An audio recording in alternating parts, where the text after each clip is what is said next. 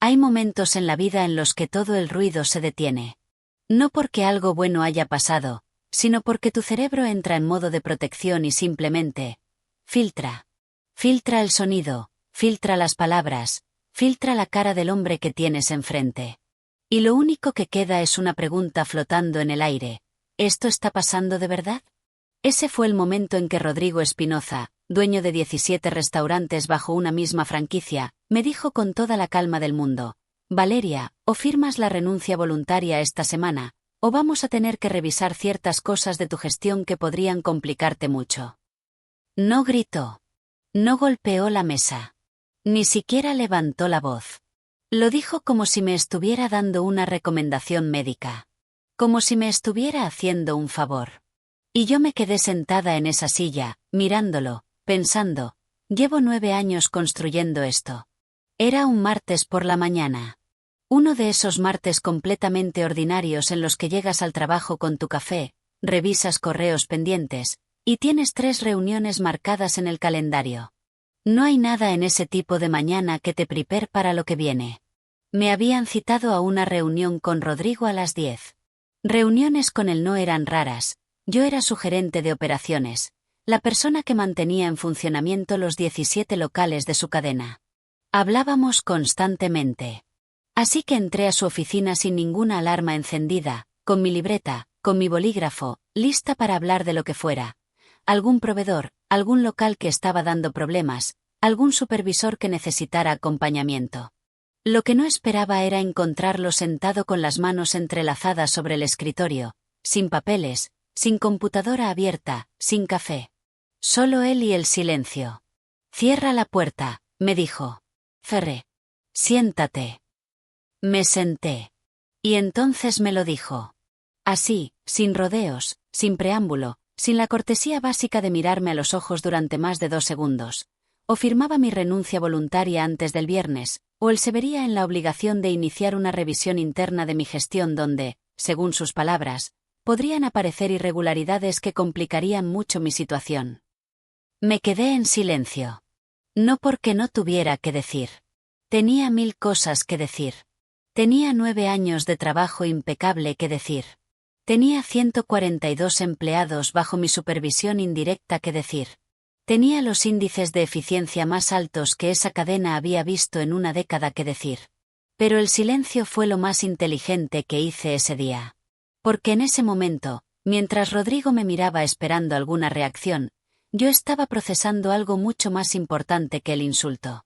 Estaba procesando lo que había descubierto 3 semanas atrás. Y estaba entendiendo, por primera vez con total claridad, por qué me estaba sentando frente a mí con esa actitud de hombre que cree tener todas las cartas. No las tenía todas. Pero eso todavía no lo sabía él. Necesito tiempo para pensar, le dije. Con calma. Con una calma que a mí misma me sorprendió. El viernes, repitió. El viernes, confirmé. Y me levanté, tomé mi libreta, y salí de esa oficina con pasos lentos y cabeza alta. En el pasillo, me detuve un momento. Respiré. Sentí algo extraño en el pecho, una mezcla de humillación y de algo que tardé un momento en identificar. Después lo reconocí. Era alivio. Porque acababa de entender que la decisión que tenía que tomar era mucho más sencilla de lo que parecía. Si quieres saber cómo termina esto, quédate hasta el final porque la historia se pone muy, muy buena. Y si estás viendo este vídeo y conoces a alguien que esté pasando por algo parecido en su trabajo, compártelo con esa persona. Puede que les sirva más de lo que imaginas. Dale like si ya sabes que esto va a valer la pena, y suscríbete porque aquí contamos historias reales, de personas reales, que se negaron a quedarse calladas. Para entender lo que pasó, necesito contarte quién era yo en esa empresa. No por vanidad, sino porque es parte fundamental de la historia. Porque una de las cosas más dolorosas de situaciones como esta es que el trabajo invisible, el trabajo real, nunca aparece en el expediente de despido. Llegué a esa cadena de restaurantes hace 9 años como coordinadora de 2 locales. Era una franquicia de comida casual, de esas que tienen el mismo menú en todo el país, los mismos colores en las paredes, los mismos uniformes. El tipo de negocio que desde afuera parece sencillo de operar y que desde adentro es una máquina de 1000 piezas que puede romperse en cualquier momento. Empecé coordinando 2 locales. Al año me dieron 4. A los 3 años era supervisora regional con 8 locales. Y cuando Rodrigo me ofreció el puesto de gerente de operaciones de toda la cadena, hacía ya 5 años que yo era, en la práctica, la persona que más sabía sobre el funcionamiento real de su negocio. ¿Qué hacía exactamente? Porque cuando dices gerente de operaciones la gente asiente y no entiende nada. Entonces lo voy a explicar de la manera más simple que puedo. Imagina que tienes 17 restaurantes. Cada uno tiene su propio gerente local, su propio equipo, sus propios proveedores en algunos casos, sus propios horarios, sus propios problemas.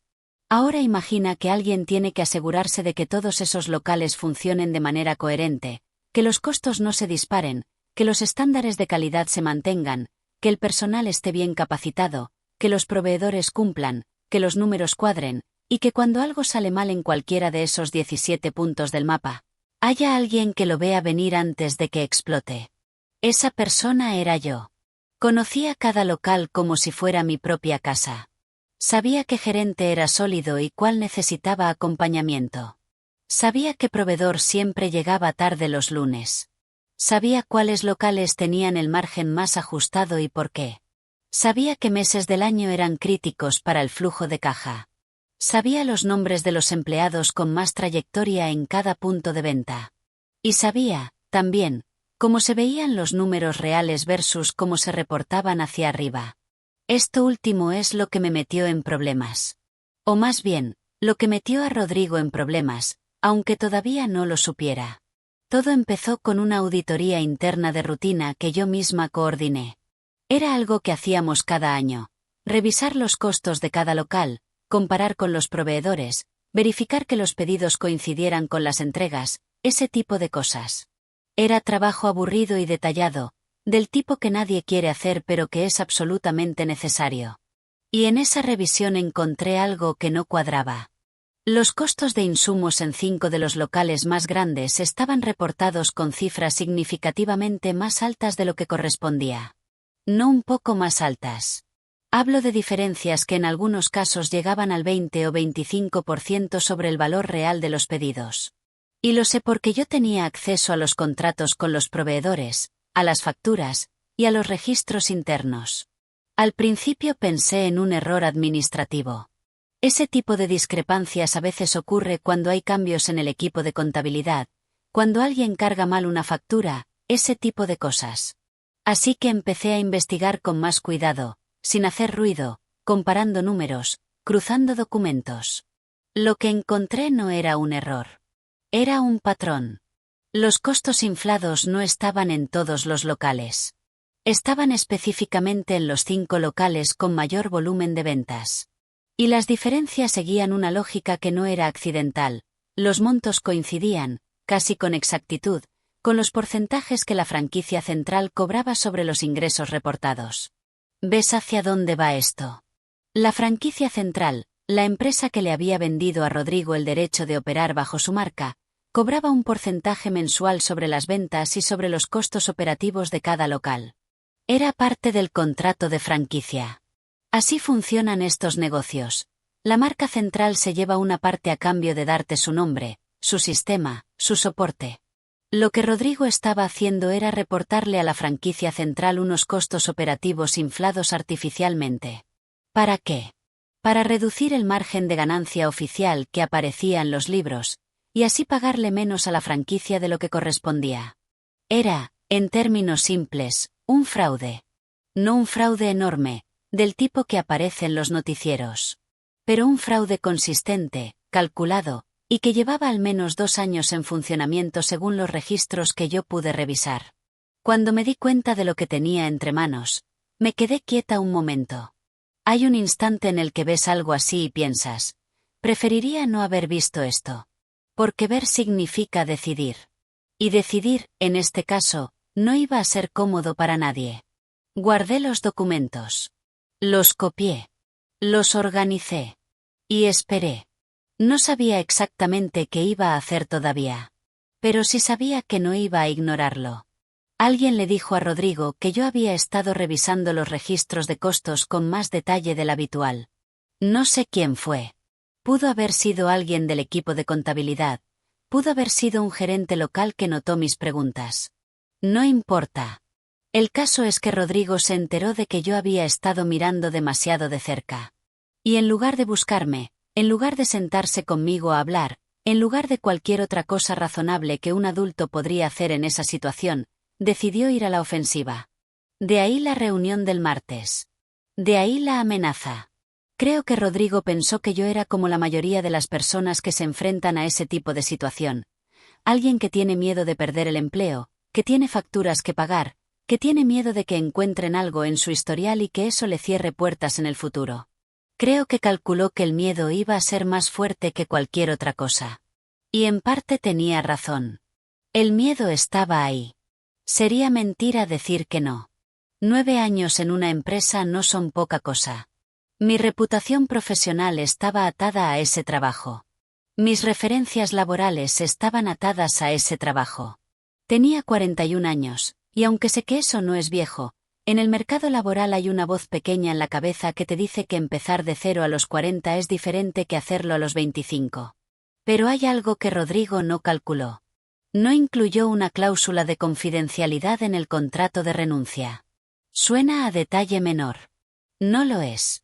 En situaciones como esta, cuando un empleador quiere que alguien se vaya en silencio, lo primero que hace cualquier abogado competente es incluir una cláusula que le prohíba al empleado hablar sobre ciertos temas relacionados con la empresa. Es estándar. Es lo básico. Rodrigo tenía un equipo legal. Pero aparentemente su equipo legal no pensó que yo fuera a importar tanto, o no pensó que yo supiera lo suficiente, o simplemente no prestaron atención. El contrato de renuncia que me pusieron enfrente el jueves por la tarde era un documento de 3 páginas que establecía el monto de mi liquidación, los plazos, y la entrega de los equipos de trabajo. Sin una sola línea que me impidiera hablar. Lo leí 3 veces. 4. Busqué esa cláusula con mucho cuidado. No estaba. Firme. Cobré mi liquidación. Entregué el teléfono corporativo, la computadora, las tarjetas de acceso. Me despedí de algunas personas del equipo, las que más quería, las que habían trabajado conmigo durante años. Hubo abrazos incómodos, preguntas que nadie se atrevía a hacer en voz alta, silencios que decían más que las palabras. ¿Qué pasó?, me preguntó una de las gerentes de local en el estacionamiento, en voz baja. ¿Estás bien? Estoy bien, le dije. Y era verdad. Rodrigo me saludó desde lejos el día que entregué todo. Un gesto de cabeza. Sin acercarse. Sin palabras. Creo que pensó que había ganado. Manejé a casa pensando en todo lo que tenía que hacer. Tenía carpetas en mi computadora personal con los documentos que había copiado semanas atrás. Tenía correos guardados. Tenía registros organizados por local, por mes, por tipo de costo. Había hecho ese trabajo en silencio, con cuidado, sin prisa, porque algo me decía que iba a necesitarlo. Y ahora, sin ataduras contractuales, sin cláusulas que me cerraran la boca, podía usarlos. Esperé 3 semanas. No por estrategia, o no solo por estrategia. Esperé porque quería estar segura. Quería revisar todo una vez más. Quería que la rabia, que si estaba ahí, se asentara un poco antes de actuar. Porque actuar desde la rabia es actuar mal. Y yo no quería actuar mal. Quería actuar bien. Quería actuar con precisión. Durante esas 3 semanas hice 2 cosas.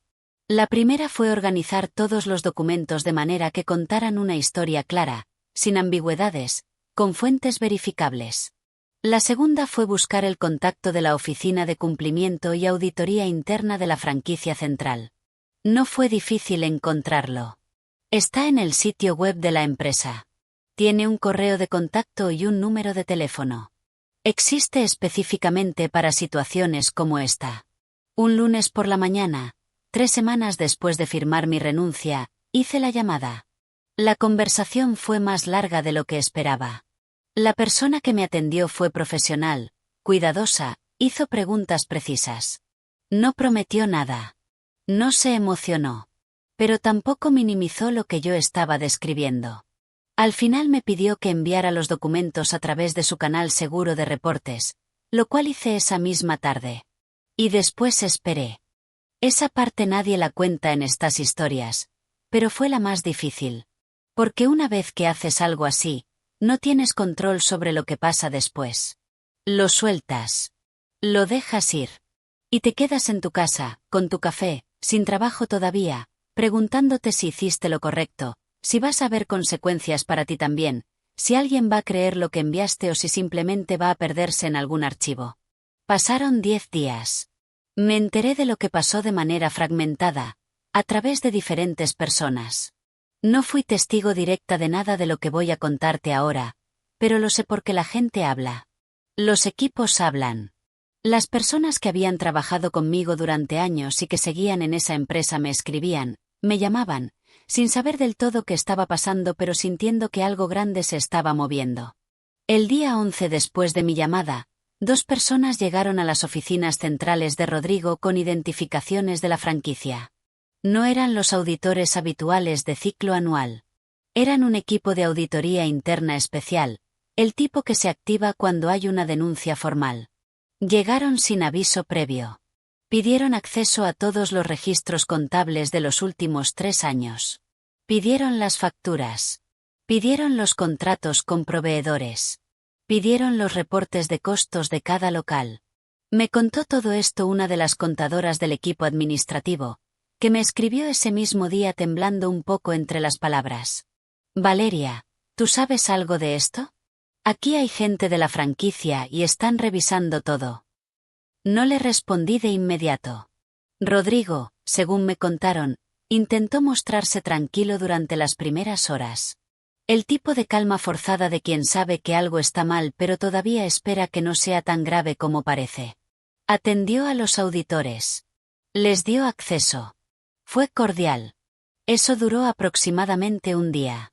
El segundo día, cuando los auditores empezaron a hacer preguntas específicas, cuando empezaron a pedir explicaciones sobre discrepancias concretas en locales concretos con fechas concretas, la calma se fue rompiendo. Me contaron que hubo una conversación a puertas cerradas que duró varias horas. Que Rodrigo salió de esa reunión visiblemente alterado. Que hubo llamadas urgentes a su equipo legal. Mientras tanto, la operación del día a día empezó a mostrar las costuras. Esto es algo que la gente suele no pensar. Cuando quien mantenía el tejido conective de una operación ya no está, los problemas que esa persona resolvía en silencio empiezan a aparecer. No todos al mismo tiempo, no de manera dramática. Pero sí de manera consistente y acumulativa. Sin entrar en detalles que no me corresponden contar porque no los viví en primera persona, sé que durante las semanas siguientes hubo problemas con varios proveedores a los que nadie había dado seguimiento. Hubo un local que tuvo una inspección sanitaria para la que no estaba preparado como debería. Hubo conflictos entre supervisores que antes yo mediaba antes de que llegaran a Rodrigo. Hubo pedidos de insumos mal coordinados que generaron faltantes en algunos locales durante un fin de semana de alta demanda. Nada catastrófico. Pero todo visible. Todo doloroso para quien lo vivía desde adentro. Rodrigo intentó llamarme. 1 vez, 2 veces, 3 veces en el transcurso de una semana. No lo contesté las primeras 2 veces. A la tercera, lo atendí. La conversación fue breve. Me preguntó si yo sabía algo de lo que estaba pasando. Le dije que no sabía de qué me estaba hablando. Me dijo que si yo había hablado con alguien de la franquicia, que eso podría tener consecuencias legales para mí también. Le recordé, con mucha calma, que el contrato de renuncia que ambos firmamos no incluía ninguna restricción sobre lo que yo pudiera o no hablar con terceros. Hubo silencio. Valeria, dijo finalmente. Rodrigo, respondí. Y colgué. No voy a mentirte diciéndote que esos días fueron fáciles para mí. No lo fueron. Había una parte de mí que sentía el peso de lo que había puesto en movimiento. No lamento haberlo hecho, no lo lamenté ni un día. Pero sería deshonesto pretender que fue un periodo de euforia o de satisfacción pura. La satisfacción de hacer lo correcto tiene una textura complicada. No se siente como ganar un partido. Se siente más como cuando terminas de hacer algo difícil que sabías que tenías que hacer, y te sientas, y respiras, y hay un cansancio que no es exactamente malo, pero que tampoco es exactamente bueno. Es simplemente el peso de haber estado a la altura de algo. Hubo noches en que me pregunté si había personas en esos restaurantes que iban a pagar consecuencias que no merecían. Los empleados no habían hecho nada. Los gerentes locales, en su mayoría, no sabían nada. El impacto de una auditoría de este tipo siempre se derrama hacia abajo, hacia las personas que menos tienen que ver. Eso me pesó. También me pesó la incertidumbre sobre mi propio futuro profesional. Porque aunque yo estaba en el lado correcto de la situación, el mercado laboral no siempre distingue esas cosas con claridad. Hay personas que ven salió de la empresa después de 9 años y preguntan poco más. Hay industrias en las que la gente habla, y no siempre con precisión ni con justicia. Me preparé para eso. Hice lo que pude. Actualicé mi currículum, contacté a personas de confianza, empecé a construir el siguiente capítulo con la misma metodología con la que había construido los anteriores. Con trabajo, con paciencia, con atención al detalle. ¿Qué pasó con Rodrigo y con la auditoría? Eso ya no era mi historia para contar. Pero sí puedo decirte lo que llegó a mis oídos de manera informal en los meses siguientes. La franquicia inició un proceso formal de revisión del contrato de concesión. Algunos de los locales fueron auditados de manera independiente. Las diferencias contables fueron documentadas. El resultado de ese proceso, en términos legales y contractuales, siguió su curso durante bastante tiempo después de que yo ya había pasado a otra etapa de mi vida. No lo seguí de cerca. No quise. Conseguí trabajo a los 4 meses. No fue sencillo, y no voy a hacerlo sonar más fácil de lo que fue. 4 meses sin ingresos, con la liquidación como colchón, mandando currículums, teniendo entrevistas, explicando mi salida de la empresa de la manera más honesta y profesional posible sin entrar en detalles que no correspondía contar en ese contexto. Hubo una entrevista en particular que recuerdo. Era para un puesto similar al que yo había tenido, en una empresa de distribución con operaciones en varias ciudades. El director de operaciones que me entrevistó era un hombre de unos 55 años, con cara de haber visto muchas cosas en su vida profesional. Me preguntó directamente por qué había salido de mi anterior empresa después de tantos años. Le dije la verdad. No toda, pero sí la suficiente, que había descubierto prácticas irregulares en la empresa y que había optado por no ser parte de eso. Sin nombres, sin dramatismo, sin detalles que no le correspondían al saber. Me miró durante un momento. ¿Y no te complicó eso la salida?, preguntó. Me presenté sin trabajo durante 4 meses, respondí. Eso es una complicación. Pero es la que prefería. Asintió. Y seguimos con la entrevista. Me llamaron 2 semanas después con una oferta. No voy a decirte que fue el trabajo de mis sueños ni que todo se resolvió de manera perfecta y limpia. La vida real no funciona así. Fue un buen trabajo, con un equipo serio, en una empresa que tenía sus propios problemas y sus propias complejidades, como todas las empresas. Pero era un lugar donde mi experiencia valía, donde las personas me trataban con respeto, y donde podía hacer mi trabajo bien. Y eso, después de lo que había pasado, valía más de lo que hubiera podido calcular. Hay algo que quiero decirte antes de cerrar esta historia, porque creo que es lo más importante de todo lo que he contado hasta ahora. Durante muchos años en esa empresa, yo normalicé cosas que no debería haber normalizado. No las prácticas irregulares, esas las descubrí tarde. Hablo de otras cosas. El hecho de que mi trabajo fuera invisible para las personas que más se beneficiaban de él. El hecho de que mi nombre nunca apareciera en los comunicados de éxito, pero que mi teléfono fuera el primero que sonara cuando algo fallaba. El hecho de que trabajara fines de semana sin cuestionarlo, que respondiera mensajes a las 11 de la noche, que pusiera la estabilidad de esa operación por encima de muchas cosas en mi vida personal. Lo hice porque me importaba el trabajo. Porque era buena en lo que hacía y me enorgullecía de serlo. Eso no estaba mal. Lo que estaba mal era creer que ese nivel de compromiso me protegía. Creer que si hacía bien mi trabajo, si era leal, si mantenía todo funcionando, nadie iba a tratarme de la manera en que Rodrigo me trató ese martes por la mañana.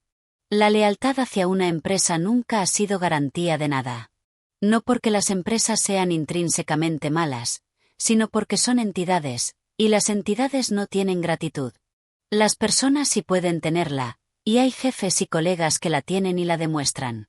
Pero la empresa en sí misma no te debe nada más allá de lo que está escrito en tu contrato, y tú no le debes nada más allá de lo que está escrito en ese mismo documento. Eso lo aprendí tarde. Espero que tú lo aprendas antes.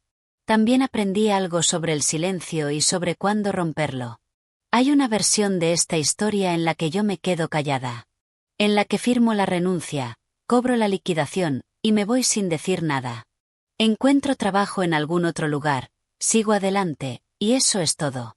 Rodrigo continúa haciendo lo que hacía. Los franquiciados centrales siguen recibiendo menos de lo que les corresponde. El sistema sigue funcionando mal para las personas correctas y bien para las personas incorrectas. Esa versión existe. Y sería mentira decir que no la consideré. Pero hay una cosa que no podía resolver con esa versión. Yo misma. No el orgullo, no la venganza, no ninguna versión grandiosa de la justicia. Simplemente yo, durmiendo por las noches, mirándome al espejo por las mañanas, sabiendo lo que sabía y habiendo decidido no hacer nada con ello. No podía con eso. No porque sea una heroína, sino porque tengo un límite de lo que soy capaz de ignorar cuando lo tengo documentado y organizado en una carpeta de mi computadora. Y porque nadie, absolutamente nadie, me puso una cláusula de confidencialidad. Si estás viendo este vídeo y estás pasando por algo parecido, sea exactamente esto o algo distinto pero con la misma textura de injusticia, quiero que sepas una cosa, la claridad llega. No rápido, no de manera conveniente, no siempre con el cierre que te gustaría tener. Pero llega. Y la decisión que tomas en el momento más difícil, esa en la que tienes miedo y no sabes qué va a pasar pero decides hacer lo correcto de todas formas, esa es la que defines quién eres. No el resultado. No si ganaste o perdiste. Sino qué hiciste cuando la situación era complicada y el camino fácil estaba ahí disponible. Yo tomé el camino que podía contar. Y eso, al final, fue suficiente. Si llegaste hasta aquí, gracias. En serio. Este tipo de historias no son fáciles de contar ni de escuchar, y el hecho de que estés aquí significa algo. Si te quedaste con algo de esto, deja tu comentario abajo. ¿Has vivido algo parecido? ¿Conoces a alguien que haya pasado por una situación así? ¿Qué habrías hecho tú en ese momento? Me interesa leerlos, de verdad. Y si este vídeo te pareció que vale la pena, dale like y suscríbete, porque aquí seguimos contando historias de personas que decidieron no agachar la cabeza. Nos vemos en el siguiente.